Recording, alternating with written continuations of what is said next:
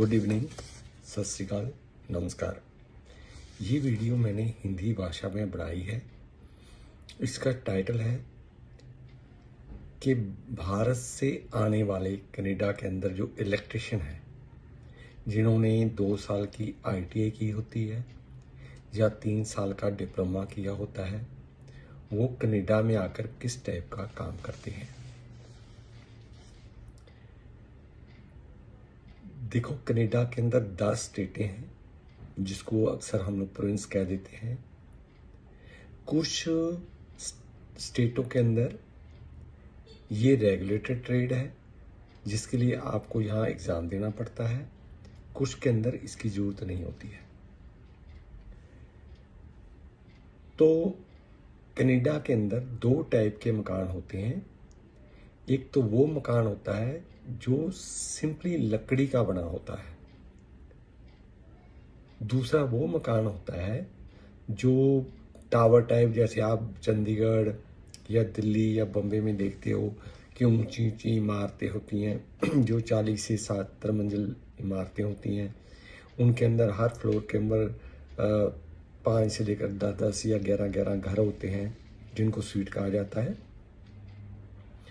तो पहले मैं लकड़ी के घरों के बारे में जानकारी दूंगा कि उसके अंदर इलेक्ट्रिशियन क्या करते हैं। फिर मैं आपको बताऊंगा कि जो टावर है उसके अंदर किस टाइप का इलेक्ट्रिकल का काम होता है। देखो क्या होता है, जो सिंगल फैमिली होता है, जो लकड़ी का घर होता है, अब तक 2023 तक मैक्सिमम वो 6 मंजिल की इमारत बनाई जा सकती है। और इसके अंदर क्या होता है कि सबसे ग्राउंड फ्लोर के अंदर या पार्किंग एरिया के अंदर इलेक्ट्रिकल रूम होता है, जहाँ से बाहर से आने वाली बिजली जो है वहाँ पर लाई जाती है। वहाँ पे ट्रांसफार्मर होता है, वहाँ पे इलेक्ट्रिकल डिस्ट्रीब्यूशन बॉक्स होता है। वहाँ से हर फ्लोर के ऊपर एक एक मीटर स्टैक लगाया जाता है। जितने भी उस फ्लोर के ऊपर घर होंगे, स्वीट होंगे, उतने ही मीटरों का वो स्टैक होगा, पैनल होगा। उसके अंदर बस बार होती है और उसके अंदर हर घर के लिए एक सेपरेट मीटर होता है।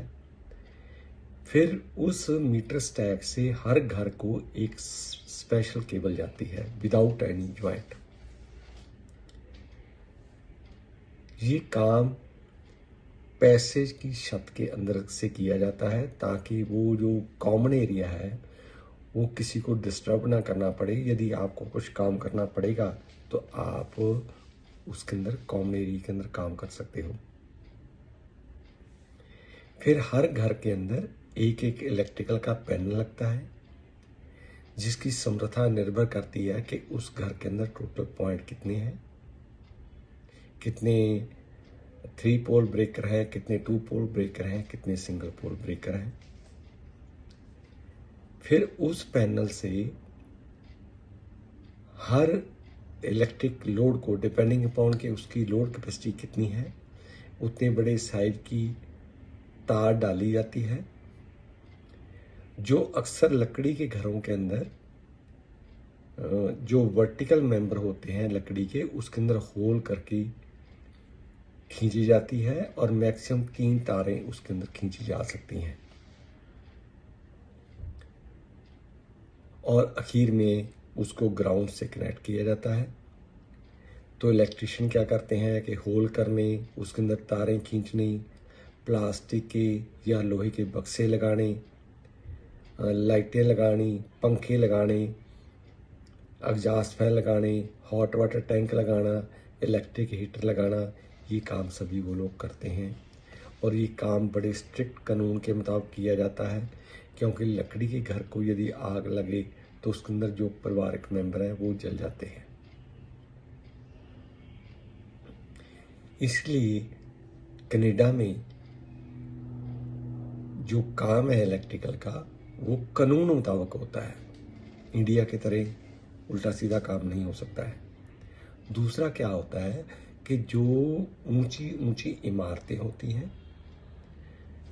उस बिल्डिंग को स्टेबल रखने के लिए, सपोज करो वो बिल्डिंग 40 मंजिला है, 50 मंजिला है, तो उसके 10-12 फ्लोर ज़मीन के अंदर भी होते हैं, ताकि वो तूफान वगैरह आने की वजह से वो बिल्डिंग क्लैप्स ना कर जा सके। ज़मीन के नीचे पार्किंग एरिया होता है कारें पार्क करने के लिए, क्योंकि हर घर के अंदर मियाँ बीबी रहेंगे तो एक घर को 2 पार्किंग एरिया अलॉट करने पड़ते हैं। और उसके ऊपर जितने भी फ्लोर हैं, लगभग हर एक अल्टरनेटिव फ्लोर को छोड़ के दूसरे फ्लोर के ऊपर एक एक मेंस केबल जाती है, जिसकी कैपेसिटी निर्धारित होती है कि उन घरों का कितना लोड होता है। ये जो कंक्रीट की बिल्डिंग बनती है, इसके अंदर मेटालिक वर्टिकल मेंबर यूज़ किए जाते हैं और उसके अंदर पहले प्री फैब्रिकेटेड होल होते हैं। सो जब आप पैनल लगाओगे उस घर के अंदर, वहाँ से बहुत सारे पॉइंट को होम रन खींची जाती है, इंडिपेंडेंट तार जाती है, ताकि उसका लोड जो है दूसरों में डिस्ट्रीब्यूट ना हो। यदि एक इक्विपमेंट बंद होता है तो दूसरा इक्विपमेंट बंद हो जाए। जैसे आपका फ्रिज है, हॉट वाटर टैंक है, गीज़र है, इलेक्ट्रिक हीटर है, फिर आपका इलेक्ट्रिक स्टोव है, फिर आपका इग्नाइटर है। तो इस टाइप के गवर्नमेंट ने, कनाडा की सरकार ने उसके रूल बनाए हुए हैं और मोस्टली जो अमेरिका और कनाडा के इलेक्ट्रिकल के रूल सेम ही होते हैं। इसके अंदर कोई बोगस इक्विपमेंट नहीं आता है, ना ही तार डुप्लीकेट मिल सकती है। जब भी घर के अंदर किसी का नुकसान होगा, वो सिर्फ बिजली या प्लम्बिंग वाले की गलती से ही होगा। इसलिए दोनों ट्रेड को बड़े स्ट्रिक्टली फॉलो किया जाता है। उस बिल्डिंग के अलग अलग फ्लोर के ऊपर मीटर टैग लगाने, स्मोक डिटेक्टर लगाने, लिफ्ट्स लगानी, लाइटिंग को लगाया जाना, कॉमन एरिया लाइटिंग को प्रोवाइड करना, फिर लाउड स्पीकर्स फिट करने, कैमरे फिट करने, ये सारा काम इलेक्ट्रिशियन करते हैं। और इसके लिए उनको बहुत अच्छी तनख्वाह मिलती है। स्टार्टिंग के अंदर $35 पर आवर इनको वेजेस मिलती हैं। यदि आप इसके आगे प्रमोशन भी मिलती है। अमेरिका के अंदर मास्टर इलेक्ट्रिशियन बन सकते हो, कनाडा के अंदर FSR फील्ड सेफ्टी रिप्रेजेंटेटिव, जिसको ठेकेदार कहते हैं भारत के अंदर, वो बन सकते हो। मेरे कहने का मतलब ये है कि आप